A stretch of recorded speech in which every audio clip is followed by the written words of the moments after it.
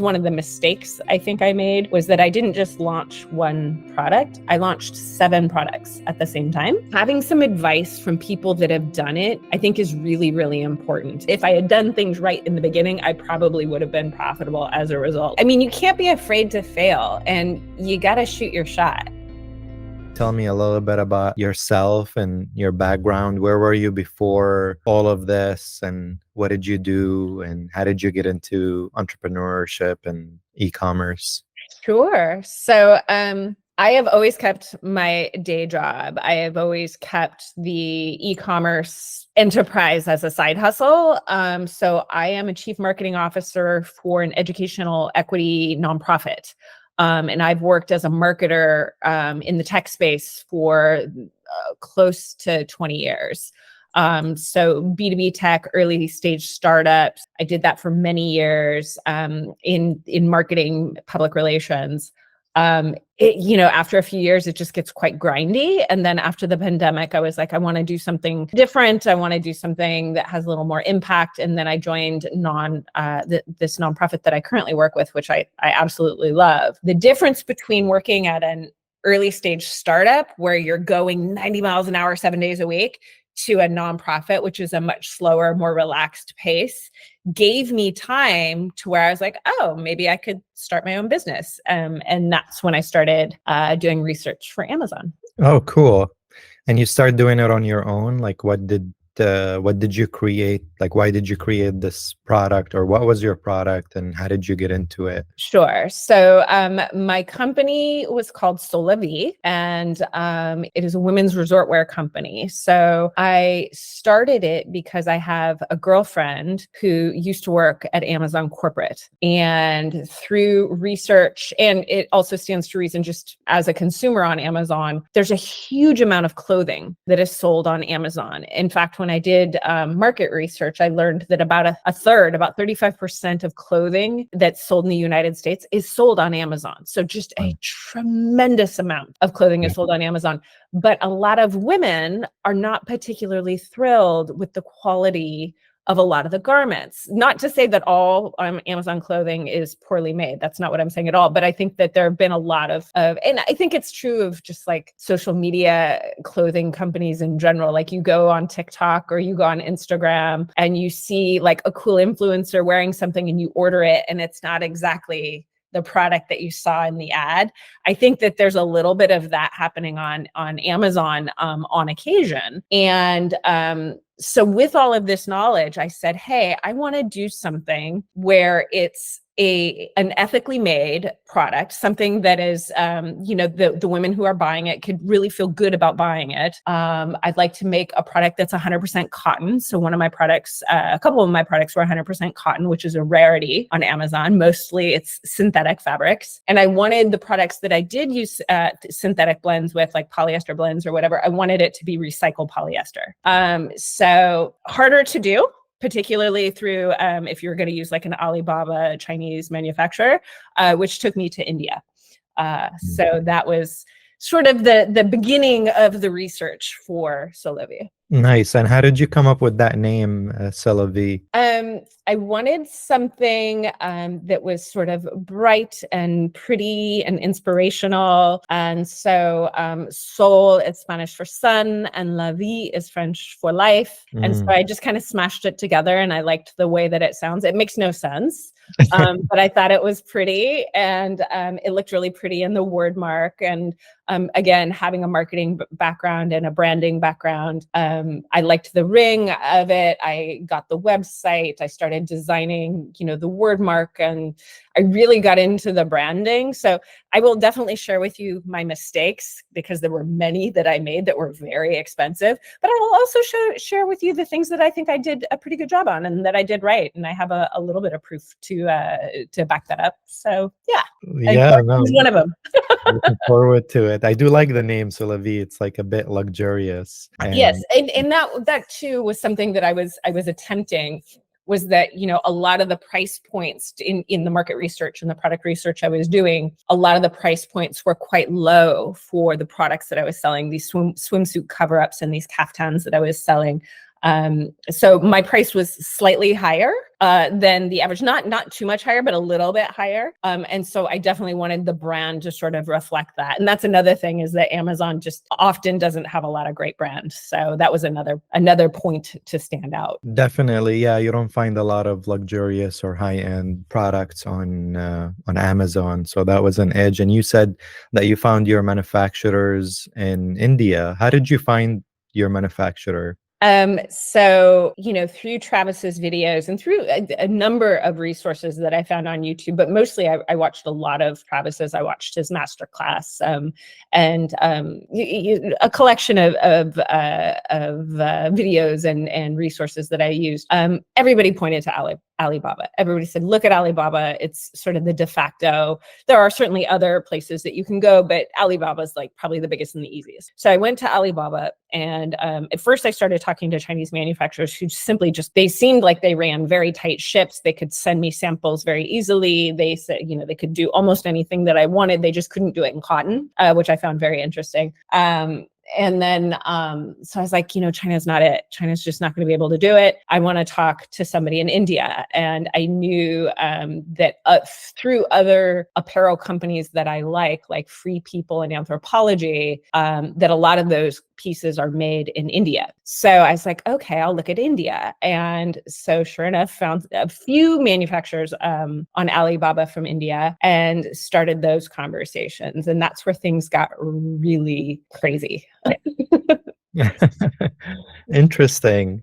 How many manufacturers did you talk to before you found your one manufacturer? Well, I went with 2 manufacturers, but I probably talked to, including the Chinese ones, I probably talked to about 30 manufacturers. And then I probably got down to maybe like 7 Indian manufacturers, and then got samples from maybe like 4. And then I settled on 2 because, and this is one of the mistakes I think I made, was that I didn't just launch one product. I launched 7 products at the same time, which I would not recommend for somebody that is new to Amazon for a variety of reasons. But I wanted to launch several products at once, and almost like a clothing line. And so, yeah, I had one manufacturer handle 5 of my products, and then the other one handle 2. Oh, okay. And what made you decide which one or 2 to go with? The first one that I decided to go with, he was frankly an excellent salesman.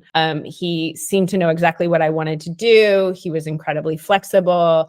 He told me he had done a quote ton of business with Amazon, and has worked a ton with designers and people that are, doing e-commerce in the United States. Boasted about having 3 factories and could do anything I wanted, and all of this. I find out later this is all a lie. This is all my God. Not true. And then the other manufacturer that I talked to, I just liked the product. They came out with a product that I largely private labeled. I made a couple of adjustments to it, but it was largely private labeled, and the quality seemed very good. But then later in the process, after I had placed orders, there was a lot of sort of bait and switching happening. And that's when I got hip to the fact that don't use Alibaba if you're going to work with India. It's absolutely the worst way to go. The best of the best in India are not going to be on Alibaba. It's just not their space. It's not their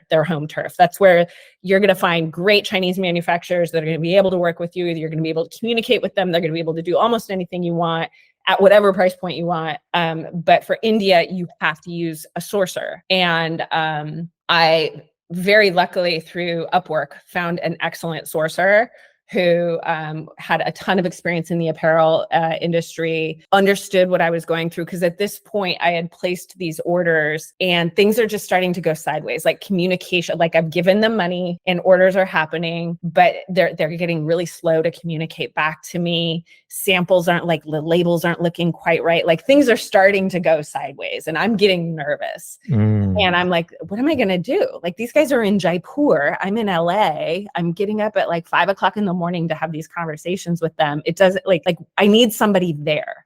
Mm. So find this sourcer. He goes to the factories and goes to meet these guys and do factory visits. And that's when I get like the shock of a life. Like the first manufacturer was not a manufacturer. He was just a guy. He was a guy that owned a dress store, and he Mm. had supply chain in India, right? So he worked with factories for his dress store, but they weren't his factories.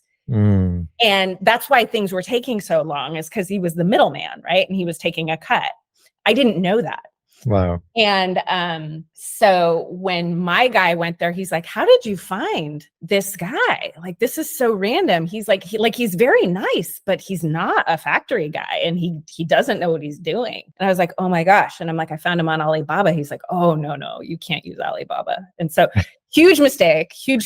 And I ordered way too much product, and I didn't negotiate well enough. I thought I was being a good negotiator, and I wasn't. And so anyway, the biggest lesson there is, if you're going to work with India, you absolutely need boots on the ground there, and you need somebody that knows the industry that you're in. So if you're working with silversmiths, or if you're working with jewelry, or if you're working with, in my case, apparel or textiles for home goods, absolutely have somebody that's an expert in that space that can really be your advocate. Yeah, that's definitely good to know. And I do get a lot of questions about apparels and how to find manufacturers, and totally, like, you need someone in those countries to help you source a good supplier. How much did that cost you to, like, how much did that, like, was that a costly mistake that you had to deal with? Like, how much money are we Yes, talking? I think that I ended up paying the sourcer in total about $2,500.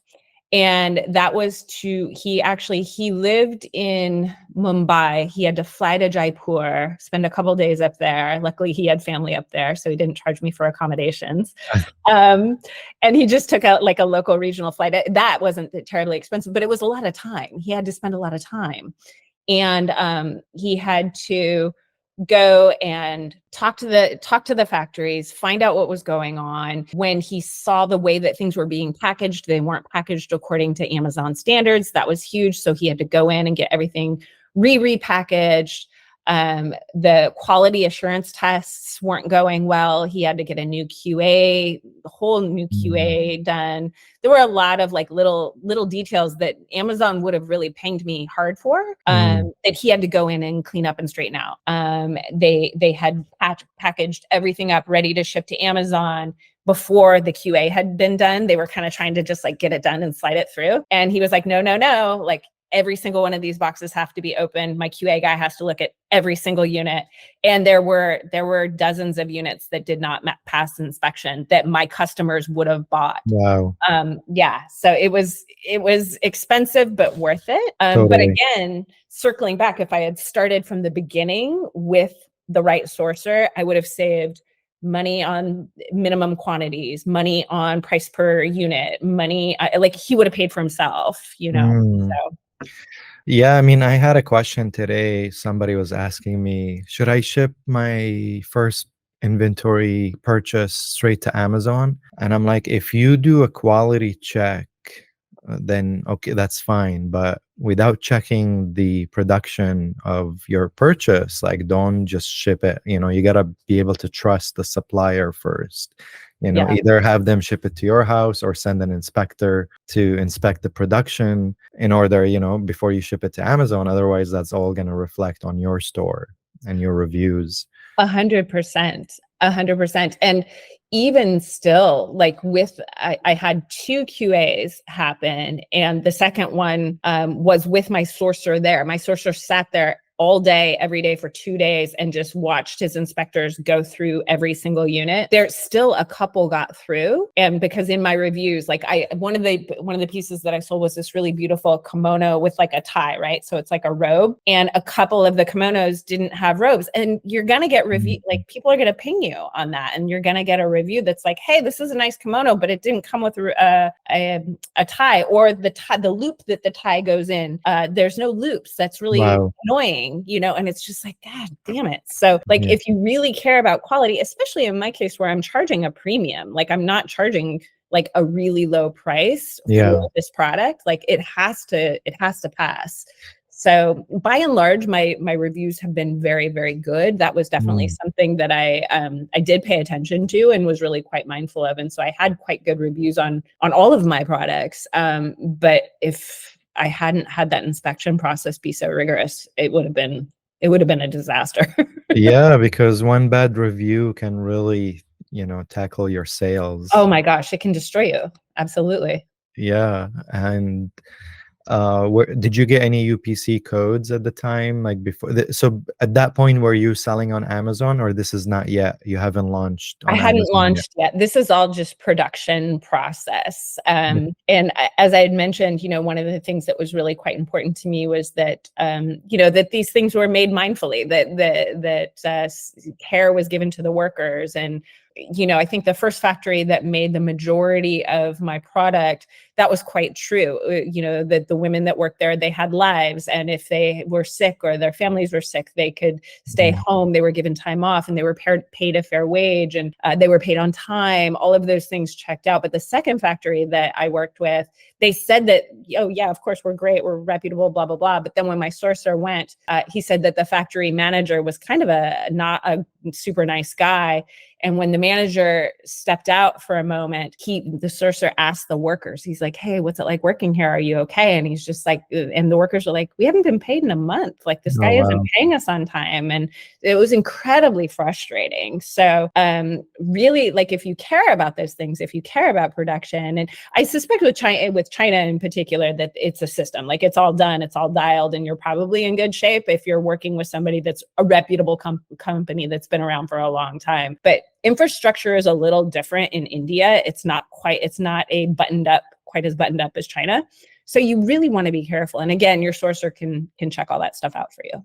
Yeah, that's definitely a great tip for someone who's sourcing outside of China, to have a sourcer to help you, a local who can help you visit and talk to the locals and Yeah. do help you with the quality check. It could pay forward, especially if you're developing something that's different and new. Yeah. Um, and I'm looking at some of the startup costs that you have here. Mhm. So talk to me through like some of them. So you put search engine optimization, $245. What is that for? Is that for a website? And you did some search engine optimization? So that was the $245 for SEO consultant. Was I hired an SEO writer from Upwork to help me with all of my listings to make sure that they were all SEO optimized. Mm, As a okay. as a marketer, I know that SEO optimization is super important to get organic lift. And Amazon is a search engine, so making sure that my SEO was on point was a priority. Yeah, no, definitely. That's really good. And you put store setup. Is that also for the Amazon store? Yes, Or that was for the Amazon store and for all of the listings, just making sure that everything was coded right and dialed in the way it needed to be. great. Does that include the graphic design and the images? It does, but I have to admit, just being a control freak owner, once I got all of my images done, I redid a bunch of them myself in Canva because I do have some graphic design experience, and I was like, oh, this is close, but it's not quite right. So it was good to have like somebody kind of give me something to respond to, so I knew what I liked and didn't like. And then I started looking at other apparel brands that I really liked their stores, and I started just like picking the things that I liked from their stores and making them my own. And I really like my store. I think it's really quite pretty. So Yeah, your listing looks great. I was looking at it earlier and it looks really well done. I really like it. thank you. And so you did some photo shoot expenses. I see that you spent $1,500 I on a spent a photo shoot. lot of money. As a career marketer, I'm very good at spending money on marketing. And I actually hired Kim Kardashian's social media photographer Oh to my come, God. and I hired this gorgeous. And he brought the model. He's like, I can get you a model. I can get you everything. And I was like, perfect. So he came, and it was so expensive, but it was so fun, and it was so worth it. And I really love the pictures that we did, and everybody that I've talked to, like all of the like PPC consultants and like everybody that came in and looked at my listings on my site, they were like, you did a good job, like this stuff looks great. And so I felt really good about that. Yeah, no, it looks great. I mean, branding is important too, but the better it is, the more legit it looks. The For sure. definitely because people buy with their eyes first. So, For sure. um, and greatest influencer marketing. So you've spent some money on influencer marketing as well in the beginning. Oh yeah, the gratis influencer marketing. Yeah. So Gratis. I gave away some free product to get Mm, influencers to talk about the product. So I used a platform called Social Cat, which was okay. It wasn't the best, but it did give me access to some micro influencers who would be willing to post and create content with my product just for the price of the product, or for maybe like a low fee, under $100 for sure. yeah. Yeah, I got some great content, some TikToks and some great content from influencers, but it costs money. You're giving out product, and that's less product you can sell. So Yeah, and we'll get into that in a minute because all of that is like pre-launch strategy, and I want to talk to you about that as soon as we get to talk about launching. But maybe I want to dive into a little bit onto the price of initiating the cost of your products and like setting the business up. So you said you started with 7 SKUs, so I'm guessing you got 7 UPC codes yep. to get those. What'd you use for that, and how much did it cost you? It was very inexpensive. I didn't use the one that everybody says to use. I used I found some other generic UPC site that I used, and it worked fine. But there is like an official one that you're supposed to use, and I probably should have used them. I didn't have problems with mine, but that's how I went about it. Do you remember how much it cost you? I want to say it was like $10 a UPC. It was very inexpensive. Oh, okay. Yeah, it was very Not inexpensive. bad. And did you set up an LLC? I did. Yeah. How much did that cost you exactly? Yeah, I would have to look back at the exact costs. I used LegalZoom and had them set it up. It wasn't more than a few $100s, maybe like $500-$600. It wasn't crazy at all. Okay. And did you get that trademark, I did. I did the German trademark. the German trademark? Mm-hmm. What is that? So you can get your trademark faster, so you can get your brand store faster through Amazon if you get your trademark in Germany. And I don't remember, maybe Travis talks about that. I want to say he did. Somebody talked about getting, how to get your store, your brand store up and running very quickly. And they said, get your trademark through Germany. So I'm trying to remember. It was Trademark Angel was the group that I used. And I'm trying to remember how much it was. I'm looking here at my Trademark Angel. They had different packages. I think it was about $500, $445. And they file the application and they do everything for you. They also have like an expedited version for like $800, but I didn't do that because I wanted it fast, but I didn't need it like overnight. So Yeah, I mean, I don't know if you knew this, but Amazon has upgraded their policy now. If you apply for a trademark in the US, you don't have to wait to get the trademark. As long as you have an application, you can get brand registered right away. That's amazing. Yeah, so you could. Is that new? It's been like within the last 2 years. Oh, so okay. yeah, so as long as you could do it in 1 week, really, like less than a week. As soon as you apply for a trademark, you get an email with a trademark identification number, and you can use that to file for brand registry. Oh, that's great. Yeah, I remember once I got the German trademark and I submitted it, like I got my brand registry like instantly. So nice. Yeah. Okay, so let's get into pre-launch. Actually, before that, let's talk about inventory and how much did it cost you to get your first production line. So you had 7, so you wanted to start with 7 SKUs, right? Don't do that. Just like if there's one takeaway from this, don't start with 7 SKUs. That's nuts. It's just so expensive. It's incredibly expensive. I spent way too much money. So between the two between the 2 production orders, my first production order for the 5 SKUs was $7,800. And then the second one for the 2 SKUs was $4,800, which shows you the price per unit. There's a big price per unit difference between the 2 factories. And then my QA testing. So I spent over $13,000 on inventory and QA testing. Do you remember how many units of each did you order or Yeah, total? I had 7 SKUs, 200 units each. So it was 1,400 units total. 1,400 units. Okay. Yeah. So those numbers that I gave you were the blended. I used like a blended fee for like the price per unit, because some of the units were, $8 and some of the units were $13. So it was, So like just, an average. that's right. Sure, that works. Yeah. So 1,400 units cost you around 13,400, and it costs you around $13,350. And let's dive into pre-launch. And I see you've done some social media, PPC consultant, Yeah. and some influencer marketing. Yeah. Let's dive into that a little bit and Sure.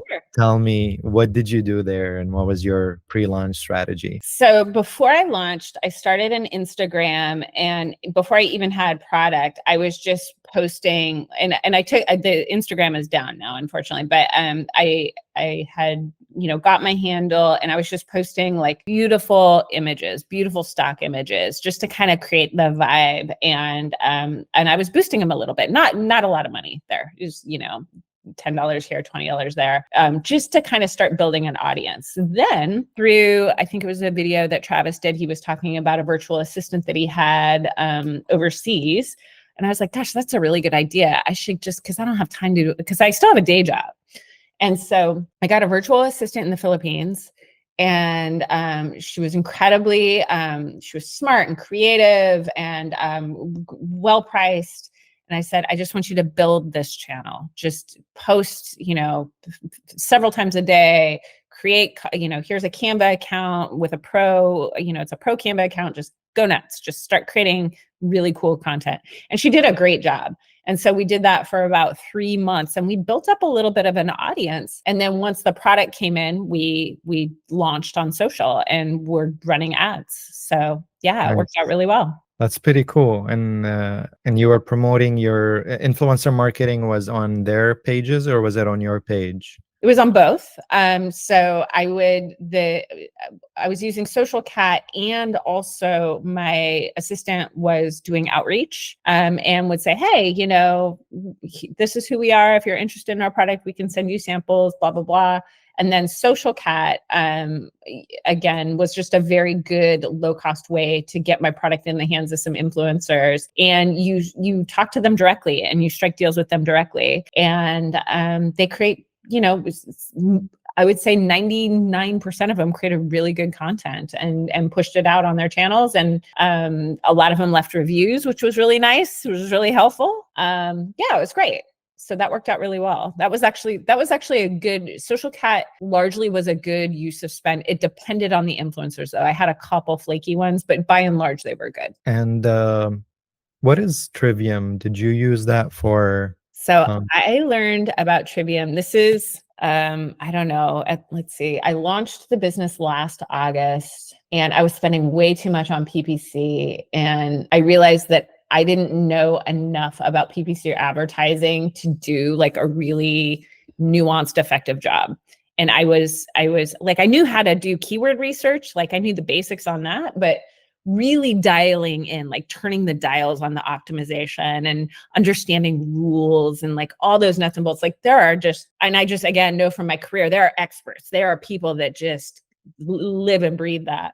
And like, this is not I'm on the creative side of the house. I am not on the analytical side of the house. So I'm like, what am I going to do? Like, I'm going to burn a lot of cash. This isn't going to work. And so I happened to watch one of Travis's videos, and he had a guy on named Mina from, I think the company is called Trivium.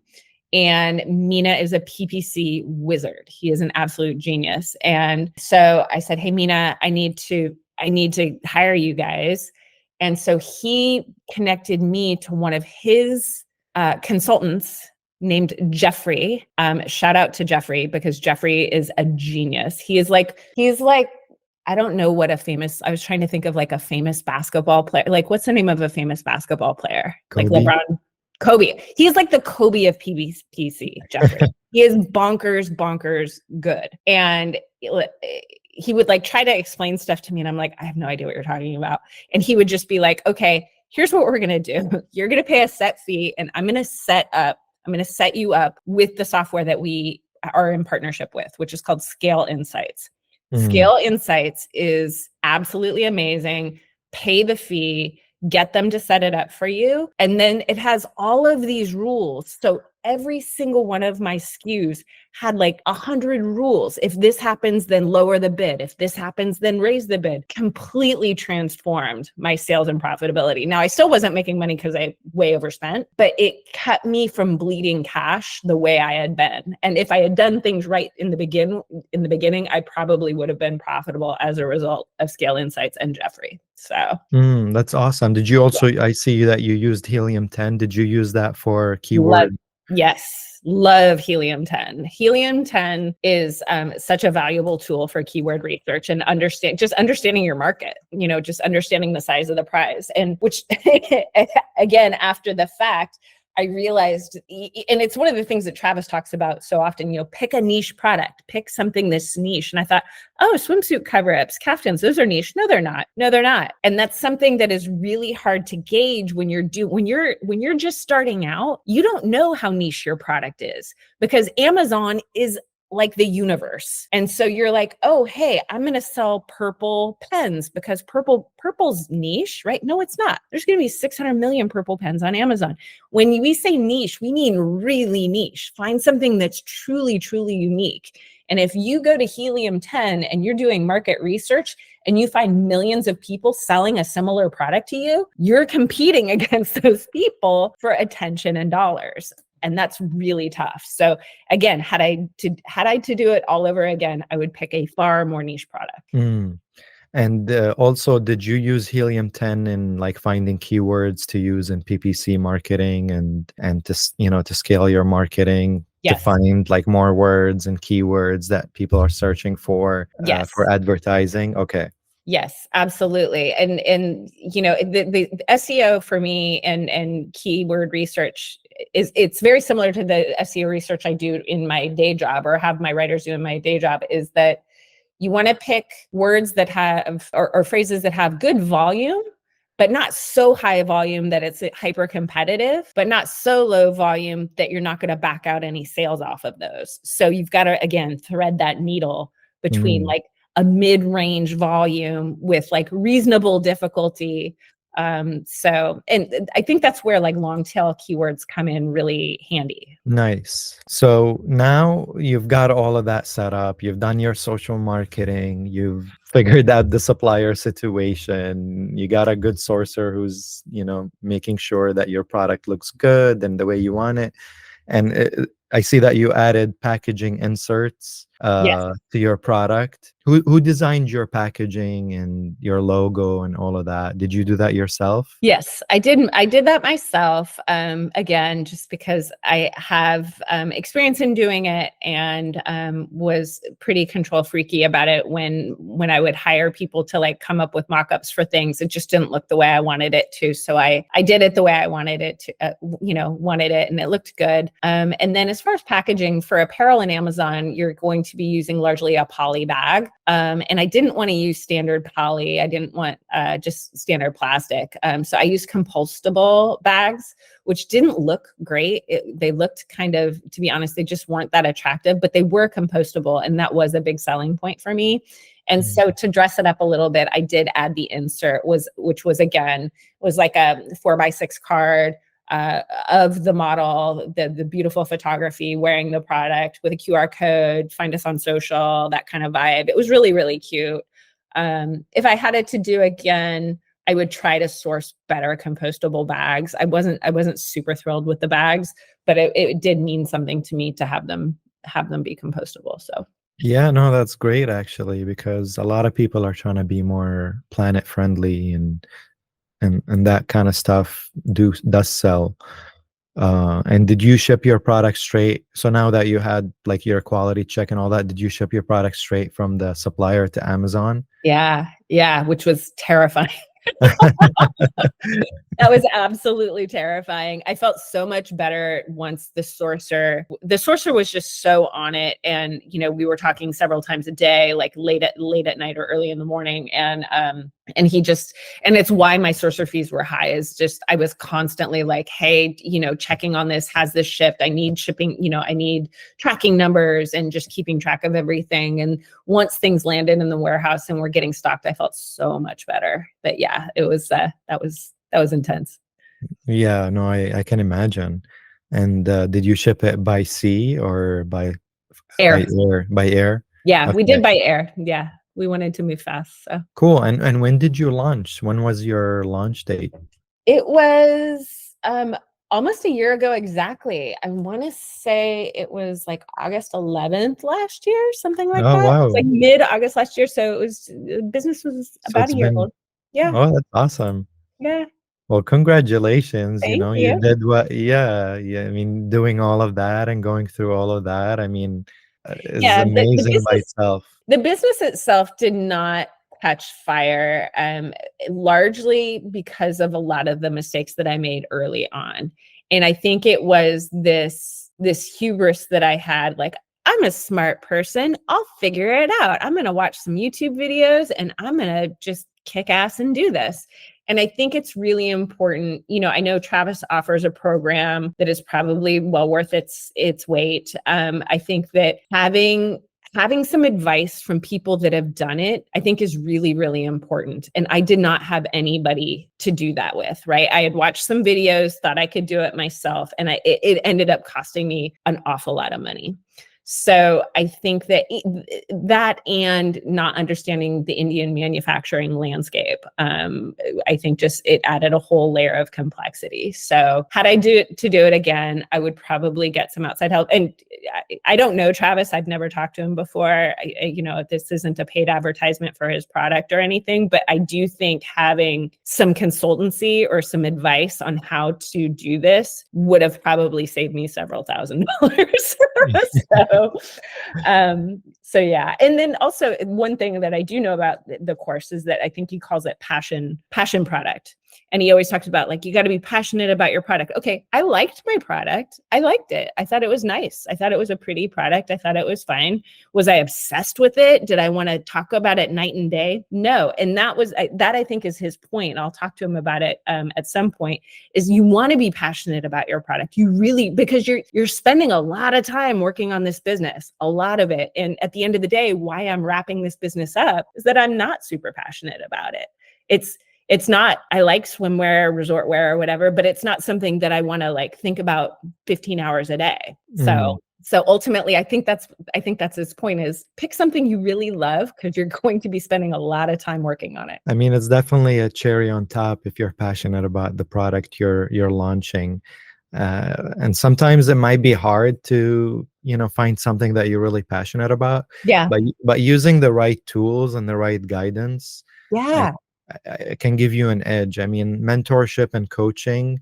I mean, even some of the most successful people in the world have mentors and coaches, like, Absolutely. yeah, you can't do it. We all need each other in the end of the day, like everyone needs, we all lean on each other for advice and experience and all of that. We all learn from each other. I also learn from everyone that I interview and I talk to, from their different experience and what they went through. And I'm like, okay, that's interesting. So I'm very, very big on mentorship and coaching. If you want to try to figure out yourself, like, be my guest. Some people do it and they succeed. There's nothing wrong with that. But there's nothing wrong with investing and learning and having mentorship. I think it's great. And being part of a community where you can ask questions and, lean on each other. But yeah, no, I give you a lot of props for, like, going through all of this. I mean, you did kind of use mentorship through watching the YouTube videos, and Yeah. you hired, Trivium to help you. Like, all of that is considered, you're relying on experts to guide you through it. So I want to jump into launching. So you launched Yeah. in August of 2023. So you went through all of that. Yep. Now your inventory is sitting at Amazon warehouse. Yep. I see that you put your average selling price, because I know you have multiple SKUs, is 1085. Or no, sorry, that's the cost of how That's much it COGS. Yeah. cost you. You were selling it at 29.49 on average, I'm guessing. Yep. So talk to me about like your first month. August comes, you're launching it. So first month I did great because in sales, because I went way over the top on PPC spending. I went way over the top. But and Mm, also I had, and again, it's Amazon's a search engine. They don't know who I am. They don't know anything about me. And one strategy that I have seen that absolutely works, but it's expensive as hell, is go way over the top on your bids. Just for a little while. Don't do it for weeks and weeks, but just to kind of get your first few sales. Just like if the bid price is 48 cents, go $1.48. Like go ham. Now, I'm not telling anybody to do this because it's very expensive, but it's what I did. And I did it for probably a couple of weeks and it worked extraordinarily well. But I was buying those customers, right? And I was just trying to get some stuff going. And concurrently, like, how do I sign up for a Vine? Like, I need reviews. I need at least 10 reviews on all of these. So I need 70 reviews. That's freaking expensive. Again, if you're producing 7 SKUs, you've got to market 7 SKUs. You've got to advertise 7 SKUs. You've got to support 7 SKUs. It's so freaking expensive. I would have been much better off starting with like 2 SKUs. So anyway, so did all that. And so I think for the first month I did pretty well, but it was dearly bought. yeah, I mean, it also helps with ranking, right? So when you first launch, Amazon doesn't have any history of how your product or listing is selling. So once you launch, if you can get multiple sales a day, even if you use PPC for that, it will help with ranking your listing to the top. So yes, it's good to invest in the beginning because it gets your listing bumped up and it gets ranked higher in the Amazon algorithm. So once you lower your beds after, a month or two, maybe, your ranking stays high, which is good. So Yeah. now it's organically being listed on top because it's been selling, and if people keep clicking on it, it will stay on top. And in some cases, I just want to add that because of my experience with working with Travis and what I've seen. And after I partner up with Travis, we've launched a product in March, and we're about to launch another product this month, and we've used zero PPC. Wow. And yes, and it's like it hit like really high sales, like immediate. Wow. Yeah. So, but in order to learn how to do that, you have to like watch Travis's videos or maybe join the course because he talks about all like those secrets of how to find products that people are searching for. That's the key. Yeah. That's So absolutely the key. Because look, like I said, I think I did a lot right, but the product I picked, it was way too competitive. There was way too much attention yeah. to other skills. Like there was no way for me to stand out. Didn't matter how good my marketing was, didn't matter how good my product was, didn't matter if it was competitively priced or what I spent on social. If you don't pick the right product, you're not going to cut through the noise. You're just not. Yeah, I did the same mistake too. I started with private labeling and I could it see that. suffocated me. Yeah, it's very competitive. You spend a lot of money on advertising, on branding, Yep. and all of that is for just to push through the sales. You end up spending most of your profits on advertising, which is exciting in the beginning because you're like, oh my God, I started a business and it's selling, and but you're spending most of your money on advertising, which is Yeah. not the best way to go. Right.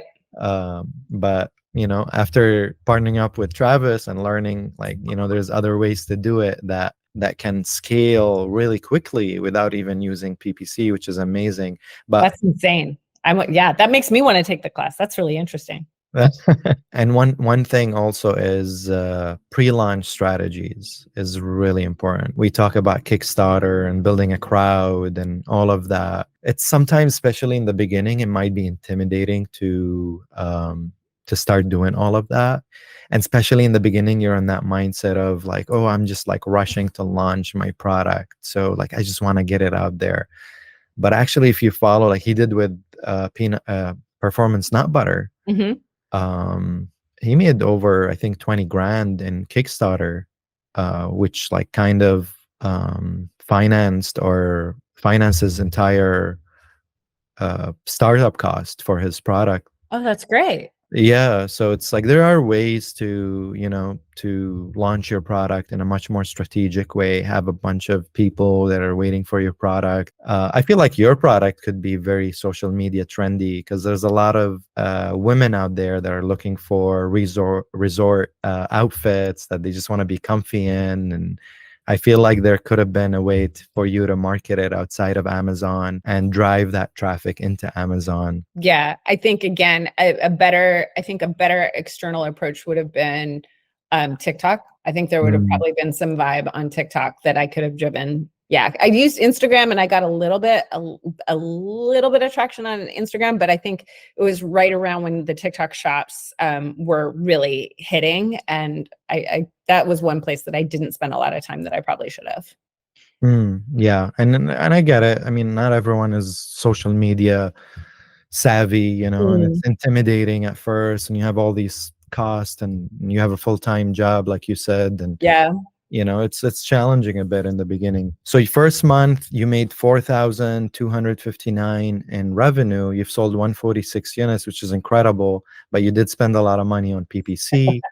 And after like all the costs to start your business, you are net negative. yep, But that's normal in the beginning. Next month, you were able to sell 120 units, and you spent half on PPC, which is great. yep. You were able to cut your uh, losses in almost 80%, which is great. Yes, I started to optimize pretty quickly. Yeah, comes third month, I see did you do anything? Did anything interesting happen between first, second, third month? Um, I think around the third month is when I booked Trivium and met Jeffrey and got Scale Insights going. That made a huge Hmm. difference. That made a huge, huge difference. I can see that. Okay. So I see around month 4 or 3 and 4, your net profit started coming close to break even. And your Mhm. month 5 is when you had your first net positive, Yep. which is amazing. And your PPC cost has went down tremendously. Yes. Well, and also, you got to think about there's swimsuit cover-ups, and during the holiday season it's typically cooler in the United States, not everywhere, but it is typically cooler, and people are buying holiday gifts. They're not buying swimwear necessarily for themselves. So I was like, I'm gonna just dial way back. This is not the time, and it's much more expensive. Like everything's more expensive on Amazon and more competitive on Amazon in terms of advertising, storage, etc. during the holiday season. So I slowed down quite a bit during that time, which was, I think, the smart move. And that's month 5, which is around February, right? Around January, February.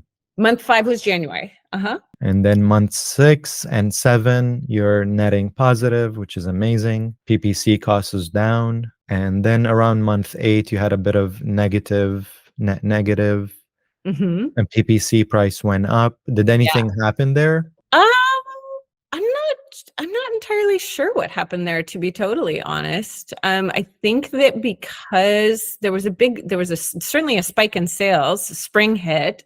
So I think that maybe I had changed some of the PPC a little bit. I might have been adjusting or changing creative just because it was spring and I wanted to ramp things up again. So that's probably what happened there.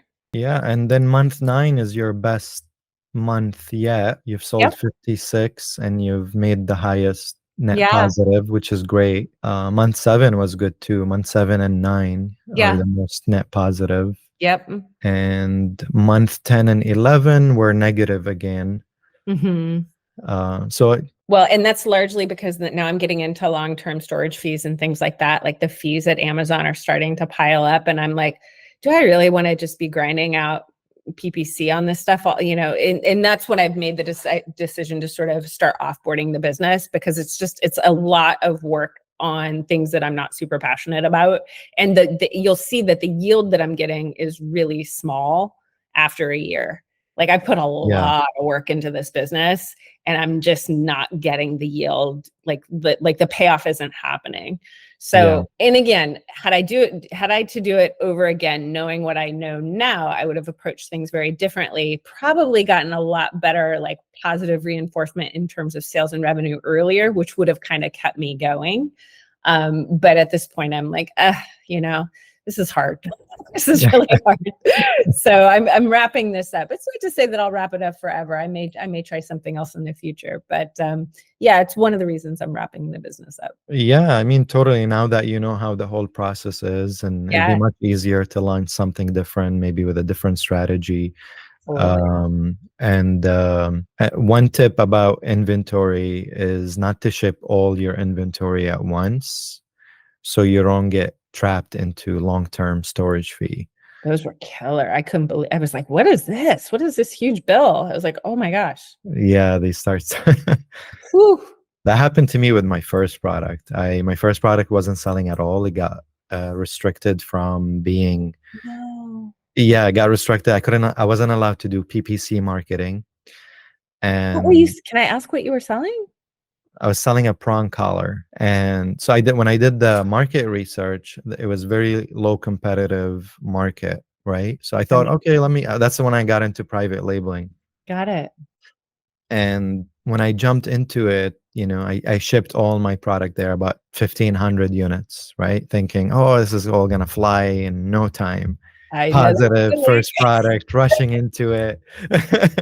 And similar to you, I've spent a lot of money on like photography and packaging and design and quality inspection and like inserts and all of that. Like I really did everything. And then when I launched, I found out that I couldn't do PPC marketing. There was something that was triggering my product and restricting it from being sponsored, and I couldn't get it for the longest time because Amazon was sponsoring similar products, but it wasn't allowing mine to get sponsored, and I couldn't get it, and they wouldn't tell me. They just like, oh, it's something within your category is restricting it, and they wouldn't tell me what. And it took me 8 months to figure out what it was. I think it was a keyword in my listing or an image that I was using that was like restricting it. And by then I was beginning to like, they started, charging me long-term storage Yes. fees. And I still had like 1,000 units in their warehouse because it wasn't selling.